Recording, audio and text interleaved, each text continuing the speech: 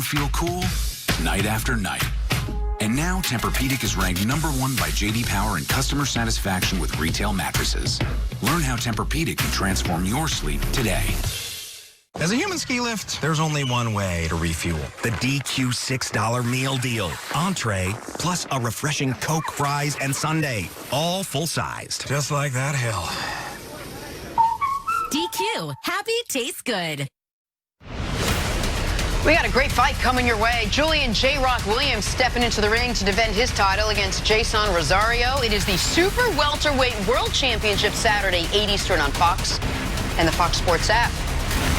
Time now for Say What? So Derrick Henry became the first player ever with 3 straight games of 108 or more rushing yards. King Henry finished with 195 on the ground in the Titans win over the Ravens on Saturday. After the game, Tennessee wideout Shannon Sharpe trolled Baltimore while introducing Henry. Say what? Hey, how y'all doing? Before we get started, I just want to introduce to y'all. We got the NFL rushing leader. If anybody got a problem with that, you come see me. We bout that. Big trust. Whoop, whoop. King Henry in the flesh. Whoop, whoop. It's all jokes. Brandon, I gotta tell you, I don't love it. I don't love the trolling of Mark Ingram. I feel like they're biting the style. I understand they beat him, but I don't love it. Let Baltimore have the big trust in the pregame, the press conference hype man. This is what I like about sports. This is what I like about football. Whatever you say or do can be used against you. So watch what you say. Watch how you taunt everybody, because it can come back to So hurt. It's like the police. Whatever you say or do can be used against you in the court of law or at the opposing press conference. Got it. Still a great win for Tennessee. Still a phenomenal game for Derrick Henry. Is a monster. A monster. All right, time now for and he's physically a monster. Yep. Stories to start your morning. Tonight, the Tigers will face the Tigers for the College National Championship. More specifically, Heisman winner Joe Burrow and LSU up against Trevor Lawrence and Clemson. Nick, who do you think will come out on top? Brandon, I get that LSU is essentially at home, and I understand that they're the Vegas favorites. With that said, Clemson's got the better quarterback. I believe they have the better coach and the more seasoned coaching staff. And they haven't lost in 29 consecutive games, yet they're still kind of flying under the radar. I like Clemson to win another national title, like Clemson to upset LSU tonight. I agree with you, Nick. The last game Clemson played, they beat the #1 team in the nation. You know, I feel like they got it wrong. Ohio State should have been ranked #1. They have a better all-around team. They're physical. Clemson to go around. They've been battle-tested, and they have a chip on their shoulder from being counted out by everybody by not being ranked #1, being that they haven't lost in 2 years. So I like Clemson. All right, moving on. Patrick Mahomes, who led his team back from a 24-point deficit against the Texans, also became the first player in postseason history with at least 300 passing yards, 50 rushing yards, and 5 touchdowns. Nick, how impressive was Mahomes? Jenna, Patrick Mahomes had 4 touchdown passes and a 131 rating in the second quarter. The Chiefs were down 24-0 with 10.5 minutes left in the first half. And they led at the end of the first half. That's never happened in the history of the NFL, regular season or postseason. It was, yes, the Texans melted down, and yes, Bill O'Brien did a lot of Bill O'Brien type of things.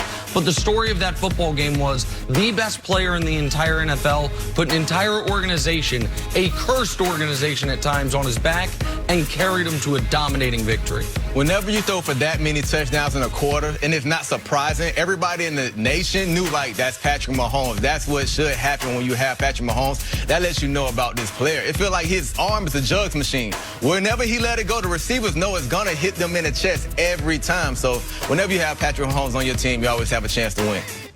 All right, the Ravens' 12-game win streak came to a screeching halt against the Titans. Derrick Henry leading the way with 195 rushing yards, carving up that Ravens defense. Lamar Jackson struggled, turning the ball over 3 times. A disappointing end for a 14-2 team that was penciled in by many to go all the way.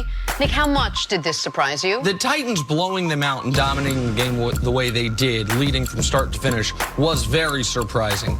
The Titans finding a way to win, taking advantage of a rusty Baltimore team, forcing Lamar to throw to the outside early, which he wasn't totally comfortable with.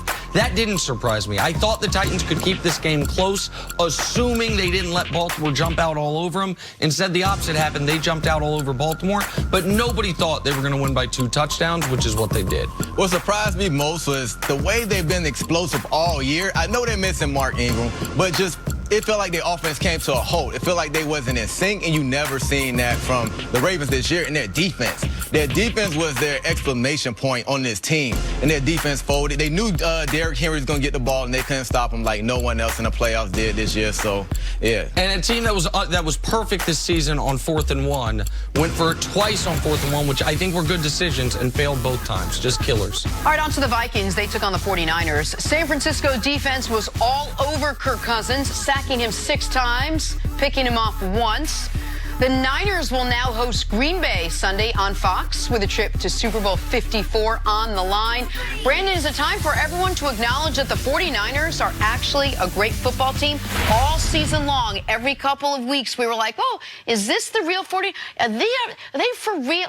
Now we're here. Are they for real? They're definitely for real. And I might jump out. I'm going to jump out on a limb right now and say they're the best team in the playoffs right now. Wow. The way this front four yesterday controlled the line of scrimmage, or 2 days ago, I'm sorry, controlled the line of scrimmage, it was unreal. You know, it was so much for this defensive coordinator to get pressure with his front four. He can play zone coverage all day. You can get in all the throwing windows for Kirk Cousins. You don't have to run man coverage and let Minnesota receivers beat you one-on-one. Minnesota got a touchdown early on the outside of Diggs, and it was like, no more. We're going to run zone. We're going to force you to throw in small pockets, and they couldn't. This defensive line played so great. They controlled the game. That was a highlight for me, for the 49ers. And then this offense, man, they can run the ball. They can throw the ball. Shanahan does a great job of not letting the receivers just sit outside and have to beat one-on-one coverage. He brings everything in tight, and he beats them with just schematically, you know. So the way he just designs his offense to just get open with the receivers, get open with Kittles and the tight end, and the way Kittles buys in and blocks in the running game, they believe in this coach. This team believes in their self, and that's why I believe they're the best team in the playoffs right now. Well, and while I won't go as far as say they're the best team in the playoffs, I have been as big of a 49er doubter as anybody. I said before the year I didn't understand why they were picked by Vegas favorite to make the playoffs. I didn't believe in the quarterback, and at every benchmark, they have passed with flying colors. They've lost 3 times this year. Once was in overtime to Seattle. Once was on the final play of the game to Atlanta. Remember that? The Julio Jones play, was he in, was he not? And the other was the 20-17 slugfest in a monsoon against Baltimore. Those are the only, they could have won all those games. Meanwhile, they whooped Green Bay, annihilated them 37-8. They got revenge against Seattle, and they beat New Orleans in a shootout 48-46 in the Superdome. They have as good of a resume as anyone. First 8 weeks of the year, they were the best defense in the NFL other than the New England Patriots. The last half of the year, the defense was not nearly itself. What happened? Well, Quan Alexander, Jaquiski Tartar, D. Ford, 1 or 2 or all of them missed time over those final 8 games. This was the first game since week 8 that all those guys have been together, and not shockingly, the defense was dominant. And the other thing that I have to give San Francisco credit for, because they have, of all the quarterbacks, well, Tannehill's probably the worst quarterback left, but Rodgers, Mahomes, and Jimmy G, one of these 3 is not like the other. They have the worst quarterback of the 3 teams that are the true contenders for a Super Bowl, but they also might have the best coach. With respect to Andy Reid, with respect to Matt LaFleur and Mike Vrabel, Kyle Shanahan, pardon me, what he does schematically, offensively, because he has 3 viable running backs, a great tight end, and a capable quarterback, even if Jimmy G is going to throw it to you at least once a game, everyone seems to be running open. Like, guys, they are such a difficult team to defend. And with all that said, I'll probably pick against them again this coming week because I've been doing it all year. And you like to stay consistent. But I do like to stay consistent. But with that said, they don't have a clear-cut weakness right now other than, can you rattle Jimmy G and make him make some mistakes? He made some mistakes in this game, and they still rolled. Aside from the one Stephon Diggs play, the defense pitched basically a shutout, and the offense did enough to give them a comfortable margin the whole game. And it's a fun team to watch. You like to watch what Kyle Shanahan is doing with that team. Absolutely. All right, let's move on to Aaron Rodgers and the Green Bay Packers hosting Russell Wilson and the Seahawks from a frigid Lambeau. Told you it'd be cold, Nick. Yep. Pick this up in the 4th. Marshawn Lynch scored his 2nd touchdown on the night. Seattle gets within 5. It's 28-23. They would need to stop the Packers one more time to get the ball back, but Rodgers finds Devontae Adams for a big 3rd down conversion with 2:17 left. Packers would have to convert one more third down to end the game, and so they convert one more third down to end the game. Jimmy Graham with the 9-yard catch. Green Bay moving on to face the team we just talked about, the 49ers, in the NFC Championship game. That guy, Russell Wilson, is heading home. Here is Aaron Rodgers after the win. One of those games where we know every possession is going to be really important, and it's going to be loud. But you know, this is where it gets really fun. There's only 4 teams left, and we're one of them, and we got a legitimate chance. About as even keel as you can get up there on the podium. What was the key, Nick, to the Packers win last night? One guy who's been there for over a decade and a few people who got there this year. The guy who's been there over a decade is Aaron Rodgers. If you watched Week 17 against Detroit, a very important game for Green Bay because the bye was on the line. They had the potential, maybe they could have been the 1 seed if San Francisco had lost, but they also could fall to the 3 line. Rodgers was missing every long pass he threw. Everything was an overthrow, overthrow, overthrow. And it was the culmination of 8 straight weeks of Rodgers playing very mediocre football. In this game, he was perfect. Not a single incompletion on balls that traveled more than 10 yards through the air. On third downs, they threw it on every 3rd and long, and he was perfect on that too. An actual perfect quarterback rating, and they trusted him at the end of the game to not give the ball back to Seattle. We're not just going to run, and then punt the ball away. 3rd and 8, we will trust you to find Davante Adams. And in fact, Davante said after the game, Rodgers checked out of the route. It was supposed to be a quick slant. He told Davante what route to run at the line of scrimmage, and that worked. And then the play to Jimmy Graham, which brings me to the other people that were the keys. Matt LaFleur did something Mike McCarthy often didn't do, which is at the end of games, not play the clock, we've got the best guy, trust him to win it for us. The last time Green Bay played Seattle in a playoff game, the conference championship game in 2014, the crushing loss when Green Bay had a big lead early that a lot of people thought was kind of the break point between Rodgers and McCarthy. McCarthy did not trust Aaron Rodgers consistently once they had a big lead. They kicked a lot of short field goals. They wouldn't go for 4. They wouldn't put the ball in Rodgers' hands in the critical moments, and they ended up losing this game.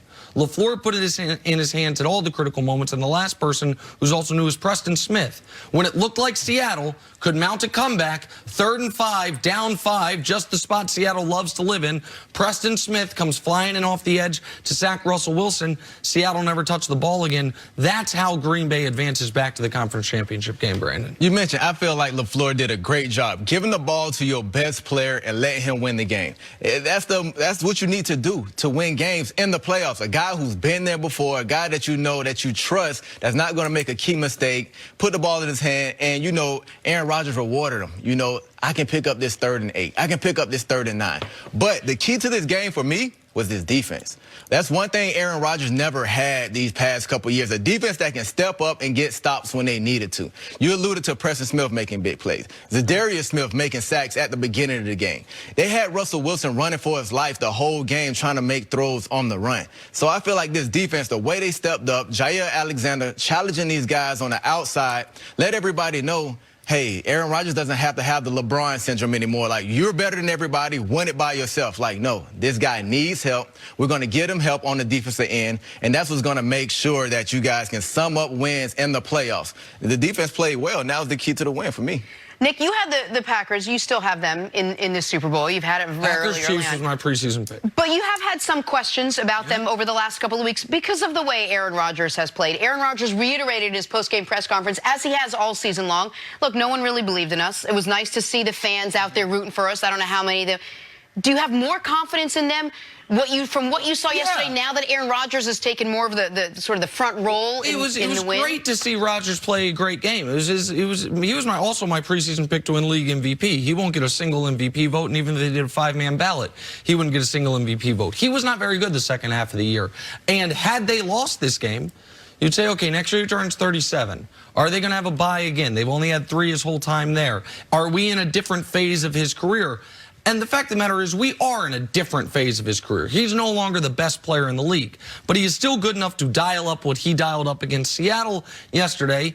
And the other element to the game, and Seattle's just evidently going to keep doing this, is Seattle's commitment to futilely running the football. They call play.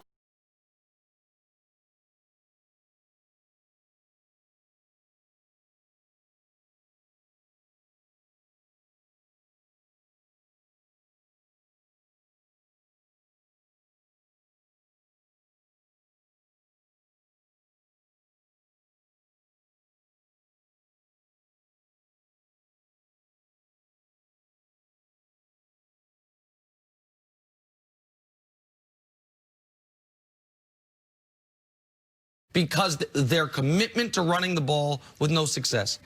It was worse this year. In the playoffs this season, the Seattle Seahawks ran the ball with the running back 32 times. They gained 58 yards on those carries.